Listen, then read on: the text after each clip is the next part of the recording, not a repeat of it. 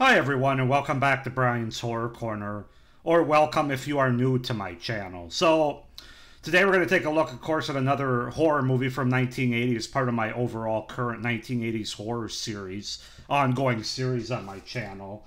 And the movie we're going to take a look at today, of course, another first time watch. And this movie is, well, what am I trying to say? Nothing. The movie is The Unseen from 1980, starring Barbara Bach. So yeah, The Unseen. I was tempted to watch this on YouTube first, but then I was able to find this DVD from Scorpion Releasing relatively cheap. So I figured, I'll go ahead and buy it for a few bucks. So that's what I did. And was I happy that I bought it? You'll find out at the end. But The Unseen from 1980. Let's just go ahead and get into it here. So, The Unseen is a 1980 American slasher film, directed and written by Danny Steinman, who's probably most notable for Friday the 13th, Part 5, A New Beginning. He was the director of that movie. He's actually credited as Peter Folig. So there was a weird thing with this movie when it comes to the director. I know Danny Steinman doesn't want to, I should say didn't want to have anything to do with this movie after it came out. He wasn't happy with the finished product. So I think there was sort of, I don't know. He either didn't want credit for it, and that's why it was under Peter Folig, or but his name is attached to it either way. Its plot follows three female news reporters who arrive in Solvang, California, to cover the town's annual Danish festival, and ends up staying in the Victorian home of a middle-aged couple harboring a dark secret in their basement. So after a hotel reservation mix-up, two sisters, Karen and Jennifer, and their friend Vicky Thompson meet a friendly but shady character named Ernest Keller, the owner of a small-town museum near Solvang, California. Ernest convinces the three women into accepting an invitation for cheap room and board at his large farmhouse outside of town, where he lives with his wife Virginia. Once there, Jennifer and Karen leave for the Danish Cultural Festival, which Jennifer is completing a story on. After the festival, Jennifer is met by her estranged boyfriend, Tony, who gets her to stay behind to talk about their relationship. Meanwhile, back at the house, Vicky prepares to take a nap in her room, but is attacked by an unseen figure. The figure eventually begins to pull Vicky into a floor vent. When she tries to escape, the grate of the vent slams down on her neck, killing her.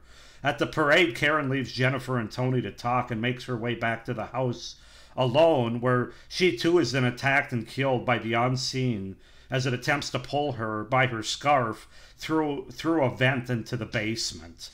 So yeah, that's sort of the setup and the premise for The Unseen. As far as the cast goes, we have Stephen Furst as Junior Keller, the Unseen, Barbara Bach as Jennifer Fast, Sidney Lassick as Ernest Keller, Karen Lamb as Karen Fast, Leila Goldoni as Virginia Keller, Douglas Barr as Tony Ross, and Lois Young as Vicky Thompson. So yeah, that's the setup, the premise, and the cast for the 1980 movie The Unseen. This movie's pretty okay, I'd say. It's nothing fantastic, but I certainly like it more than some others I've reviewed so far in this series. So there's some specific reasons for what I like about it, but that's not to say it's perfect. So let's just go ahead and get into it, starting with the things that I liked about The Unseen. The movie really does have an interesting and unique story that, as it unfolds, kept me engaged in it, and it didn't turn out to be at all what I was expecting.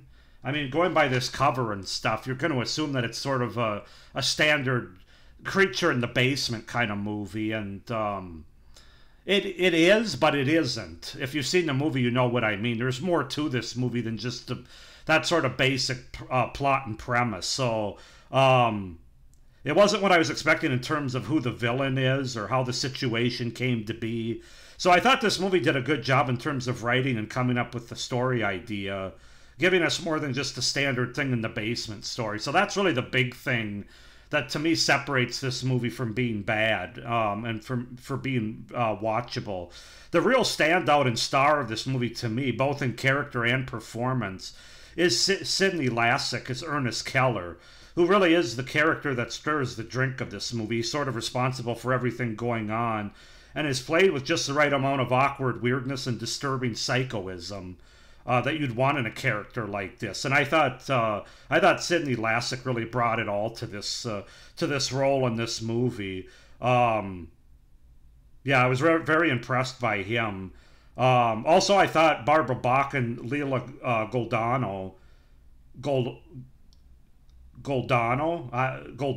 I don't know how you pronounce that last name. Goldoni. Goldoni. Leila Goldoni. Let's go with Goldoni. I just like saying that, not really. They're also good as the co-leads of this movie as well. So the acting is pretty good, at least by our lead characters. Very effective by Sidney Lassick. I think the final 20 to 30 minutes of the movie are certainly the best part of it, with Barbara Bach's character being confronted by the unseen in the basement and the unfolding family feud and chase that goes down. I thought it was a pretty satisfying conclusion given what was set up through the first hour or so of the movie. So yeah, I really liked and was into the final 20-25 minutes of the movie. Everything from Barbara Bach's character being trapped in the basement and the unseen being revealed, and all the chase that takes place right up till the final explosive conclusion. So a very good finale. I think the movie does a good job of having atmosphere and buildup of suspense that's created towards the final act, and as a result it makes that final act and the payoff of it more satisfying than you see in other kind of movies. And again, having the story that this movie does, which was very interesting, also helps it. So there's a nice atmosphere to this movie that makes the payoff more satisfying. And then my final pro is I think there's a really solid score to this movie that I really think works, especially for the time. And I also thought it's a very well shot movie with good camera work as well by Danny Steinman. That really added value to the story and the overall movie. So those are my pros for The Unseen from 1980.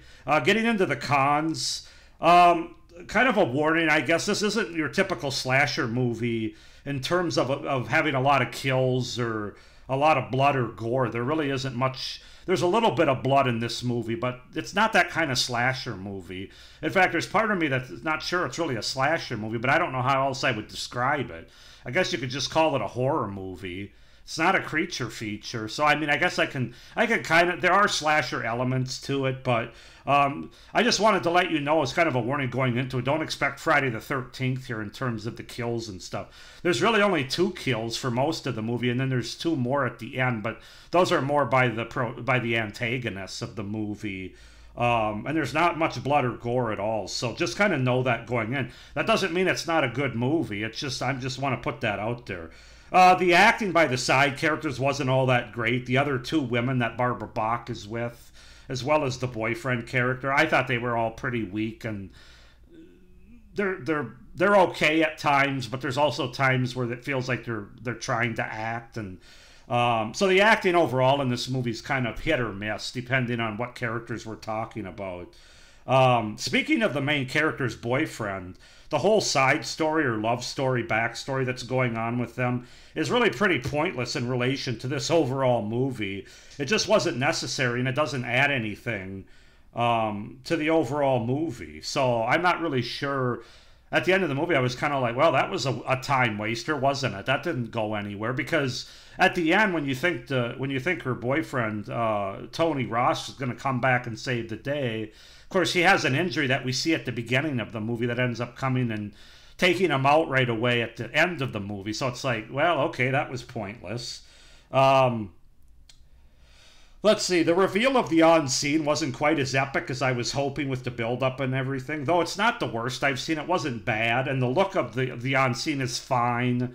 It's very much like something from like Humongous, or just kind of like an adult that looks like an infancy, or what's the word for it?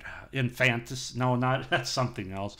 But it looks like it's basically like a baby's head, a grown man that's got is mentally handicapped in the head, and it kind of looks like an overgrown child. Basically, is the best way to say it. But I was kind of wanting a little bit more from it, I guess. Also, the ease of which this hidden character is killed towards the end of the movie was a bit disappointing, given the build-up and everything, and the suspense having to do with who was down in the basement. Now, I can kind of forgive it, because if you've seen this movie, you realize the overall story isn't really so much about the unseen. He's part of it, certainly. But there's more to this movie, and that's what I like about it. But still, I would have liked to have seen a little bit more than just getting a nail in the head and then falling down dead. So maybe that's just me. Also, some of the kills that we do get earlier in the movie, I'm not quite sure. One specifically, where the first victim here, she's confronted by the unseen as she's laying in bed. But these vents aren't really big enough, because they're on the second floor, which really doesn't make sense. You're telling me that the unseen crawls all the way through the vents and apparently can get out of the vents? Then why do they have a lock on the basement door?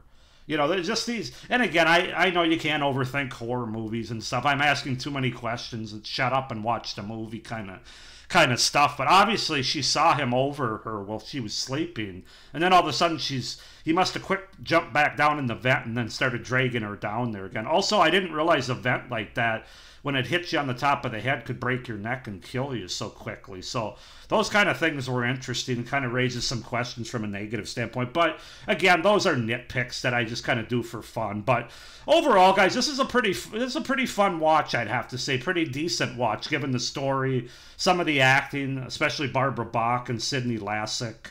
I like it. I'm going to give this a 7.5 out of 10. It's not mind-blowing or anything. It's not fantastic, but it's certainly not bad. So 7.5 out of 10 for The Unseen from 1980. Go ahead and comment down below what you guys think of The Unseen. Do you like it more or less? Why or why not? Please like this video, hit the little notification bell, and subscribe to my channel so you don't miss any of my upcoming reviews for this part of the 1980s overall horror series for 1980. We still got another month and 2 reviews to go in this month to go yet. A lot of horror movies in 1980. With that being said, I hope everybody's doing well. Also, I have a lot of other great horror content that I'll be getting back to starting in August and throughout the rest of the year that you don't want to miss. So make sure you're subscribed if you're not already. But with that being said, I hope everybody's doing well. And as always, stay scared. Bye.